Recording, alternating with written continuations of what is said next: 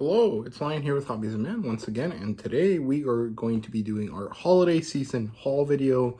So basically everything I got either as a Christmas gift or while I was out hanging out with friends and family during the holiday season. It's going to be the second part of our kind of back on the saddle kind of set of videos. Earlier today I released the check-in video or the wrap-up video.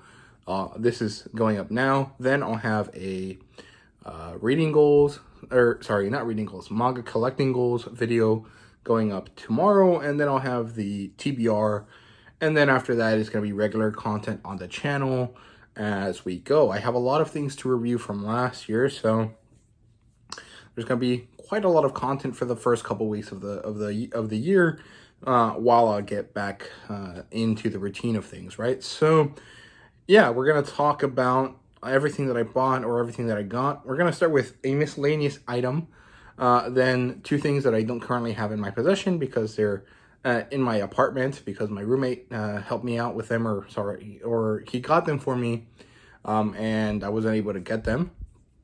And then we'll move on to the standard kind of way we always do things. So we're going to start with figures, and then we'll do novels, then we'll do comic books, and then we'll move on to manga at the end, and we'll have digital stuff first and then physical stuff, right? So yeah, let's get into it. So starting off with a miscellaneous item, my roommate or one of my roommates got me this really cool blanket throw thing. I don't know what they're really called, but it's a Shonen Jump magazine cover.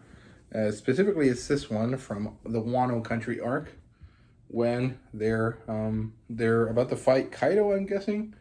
Obviously, it's a very large thing. I'm not sure how I'm going to display it or if I'm going to use it for myself. But I do think at least I'll put it on my couch and use it to as a blanket, right? So to stave off the cold during the cold months that are coming, right? So yeah, it's a really cool thing. I really liked it. It kind of reminds me of some classic like Mexican things that my grandma has at home, but it's a very cool gift. I really appreciated it and I liked it a lot, and I think that the cover that my roommate chose for it is also really, really cool. I don't know exactly which cover it is because I don't really follow Shonen Jump all that much, but if I can find it, I'll put it right here so you guys can clearly see the whole image, right? So yeah, that's the miscellaneous item. Now let's talk about the two items that I don't currently have in my possession, and that would be a Joe Jusko Edgar Rice Burroughs art book that I bought from the Edgar Rice Burroughs Incorporated website. I bought this because I was watching a video by Todd Luck, who I'll link somewhere up there on the iCard. And he was talking about the this sale that the website was having. And he mentioned specifically that the art book was on sale, and I thought it looked cool, so I picked it up. I'm kind of on a Edgar Rice Burroughs kind of binge, I guess, lately. So I thought it was a cool opportunity to see some awesome artwork from, Edgar Rice inspired stuff. So I picked it up. I think it was like $15, so it's a really good price. And I got that in the mail while I was away. And then my roommate got me Kamen Rider, the Classic Collection edition. So now I have both of the Ishinomori works that Seven Seas published in the Classic Collection. And you can see both of these things right here right now. So yeah, that's it for the miscellaneous stuff and then the stuff that I don't have with me, right? So let's move on to the figures. So I have two Gunpla models. This one I already built. My buddy Josh from Josh Reads Comic Books, Josh Comic Reads. I don't know what his current profile name is, but he got me this for Christmas, and I really appreciate it. It's a really good figure. I already built it, and I had a lot of fun with it, and you can hear it rattling in there. And I'll put it on display in my room at my apartment when I get back. And then I got this for myself. This is a New Gundam. I think that's what that V letter is. New Gundam entry grade. It was $15 at my local Gundam store called Gundam Kingdom. If you guys ever watched who was it, Otaku Mike, I think he made a video about Gundam Kingdom if you guys want to know what that store looks like. But yeah, there you go. So nothing much to it. I really like entry grades, and I really like this design. I think it's from Gundam Wing, but I'm actually not sure. So it is what it is. But yeah, cool little figure. Pretty good price. There's actually stuff that I wanted that was not this, but I didn't have the money for it at the time, so I had to get this because the prices at Gundam Kingdom are a little bit steep in my opinion. But maybe they're not, and I'm just not that good at knowing prices for Gundam. I'm not really sure. So yeah, that's it for that. Let's move on to the novel section here. So I have 3 digital novels, and they're all by the same guy. They're by Dustin Tigner, I think is his name. I follow him on Facebook, sorry, not on Facebook, on Twitter, and he was mentioning that he had his books for free for the time being, so I picked them up, and they're all called Dungeon Runner. It's a game lit RPG type story. I got all 3 of them for free at the time. I think they're no longer free anymore, but if you sign up for his newsletter or maybe visit his website, I don't know, you can get some of the Dungeon Runner books for free. There are these kind of little novellas in between each book that are called Dungeon Runner Einer, I think is the name of the character. And they're like 50 pages, and they're free to download if you're part of his newsletter, right? So yeah, I got 6 different books from this author. Pretty cool. There really isn't too much to say about them. I don't know too much about them, but I am excited to get around to reading them at some point. Then I also picked up 2 pulp fiction, science fiction fantasy novels from one of my local used bookstores. And in this case, I got Edgar Rice Burroughs' Moonmen, which is actually 2 short stories put together. I think I already have this edition or this series digitally, but this was 40 cents, so I picked it up. And I'm pretty excited about it. So this is about these people that live on the moon, and I think the series is actually called the Moon Maid series, and you can get it for free on Amazon if you want. So yeah, not much to say here. I really like this cover a lot. I don't know if this is Vallejo or Frazetta.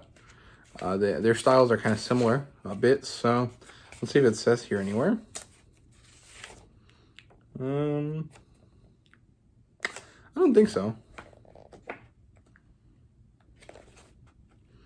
It doesn't look like it says here. So yeah, but it's a really good cover. I really like it a lot. There you go.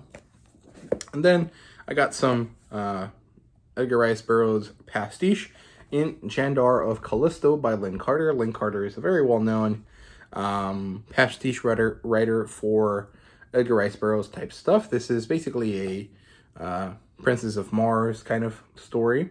And it looks cool, actually. Kind of interesting. I like that cover again. Let's see what it says here. It says, Jandar of Callisto, hurled from Earth through the depths of space by a force beyond human comprehension, Jonathan Dark has to put his strength against some terrors of savage jungles and plains on the Jovian moon, so it's from Jupiter, as Jandar. I'm guessing that's John Dark combined. He must fight cunning wizards and grotesque beasts. And then we have Darluna, the warrior princess, which I'm guessing is the Deja Taurus equivalent. Fiery princess of the Kuthad, thrust by blind fate into the hands of dreaded insect men. Jandar finds himself captor of the Yothuns, which I'm guessing they're the evil green men of whatever planet this is. And, well, there's sky pirates and lots of interesting stuff here. So, yeah, I really like this this cover. I think it's interesting. I've never read a Lynn Carter book, but I am excited about it. So, there you go. That's Lynn Carter, the Jandar of Callisto right there. So, that's it for that. Let's move on to comic books. I don't have any digital comic books, so let's just move into the few things that we got. So, first of all, I have 4 different little floppies. These are a gift from my sister. She gave me 2 things this year, and this is one of them. So, here we go. That's Avengers, The Enemy Within, #1, part 1 of 5. Cool. Captain America #1 by Ed Brubaker. Nice. I've never read an Ed Brubaker series, so this is exciting. We have the New Avengers. This might be #1. No, this one says #12, but that's cool. Pretty interesting. And then last one, we have The Black Vortex, Guardians of the Galaxy and X-Men. And this one looks to be the last book in that little mini series, so that's cool. It's pretty interesting. I really like the gift, and I really appreciate it because my sister's not really into comic books or anything like that, so she tried her best. And that's really cool. So yeah, there you go. That's the 4 different Marvel comics that I picked up. Very cool stuff. And then my buddy Darth Penn from the channel Darth Penn, Manga and Comics, and got me Usagi Yojimbo Origins #1. This is the original stuff, I think. He explained it to me, how the reading order for Usagi Yojimbo works, but I forgot about it because, well, I paid attention to what he was saying, but it's actually kind of complex, and it doesn't really make too much sense to me, but it looks really, really cool. So this is written by a guy from Japan, and he decided to make comic books, and he, well, published them in English. So let's see here. Stan Sakai was born in Kyoto, Japan. He grew up in Hawaii, now lives in California. And he's been doing Usagi Yojimbo since 1984, when it came out in Albedo Anthropomorphics #2. He's been a guest, like Usagi, the character, has been a guest on Teenage Mutant Ninja Turtles and a bunch of other stuff like that. And I think he won an Eisner Award for this at some point. And if I remember correctly, because I am not really sure, but I do think that these are the original stories set up in a specific order, and they've been updated to include color because they used to be in black and white, in kind of a manga style. So that's really, really cool. I really appreciate this gift, and I'm very, very excited about this.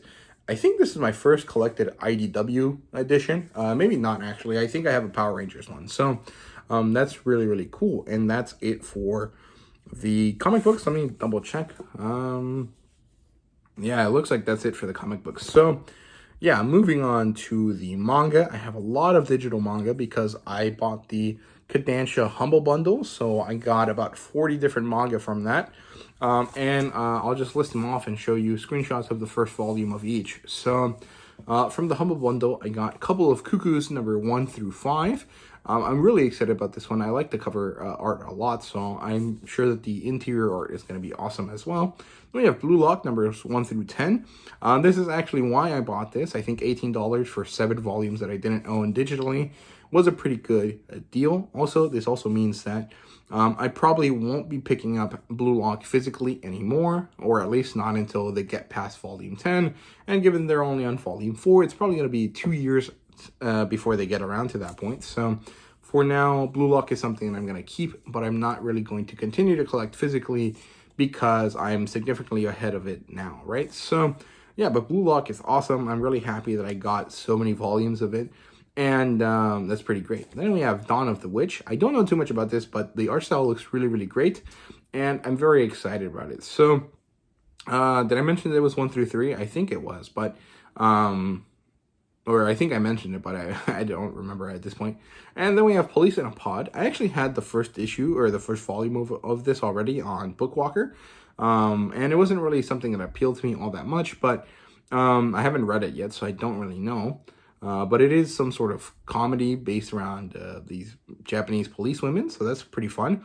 And it's volumes 1 through 7, so I'm going to have a lot of that story to cover and enjoy, so that's really great. And then we have Shikamori is Not Just a Cutie, volumes 1 through 5, which is awesome. I already had the first one, but having more of it is always good. And it's one that I've been interested in for a while, so that's really great. We have Tokyo Mew Mew #1, or the Omnibus, the first one. I don't know too much about this. I think it's a Magical Girl series, so that's pretty interesting, but not something I'm super invested in. Then we have When Will Ayumu Make His Move, numbers 1 through 3. I think this is related to Teasing Takamine-san, I think is the name of that series. I think it's by the same author, and I do think it follows the children of the people from the original series, but I'm not actually sure. I do think that's the case, though. But if it's not, let me know that in the comments. And then we have Yo Boy Kongming, numbers 1 through 6. Again, I already had the first one, but having more of it is always cool, and I'm really, really excited about this. So yeah, that's 40 different volumes for $18. That's a hell of a steal. It's a really, really good purchase, and I'm very happy that I did end up getting it. And honestly, just for Blue Lock itself, it was worth it. But everything else that was included is honestly a very, very, very nice bonus. Then I picked up Harakuna Receive Volume 1 from Bookwalker. I do want to do another sports manga month this year, and well, I wanted to get a little bit more variety, so I picked up one of these moe titles to see if I enjoy it or not. So yeah, Harakuna Receive is a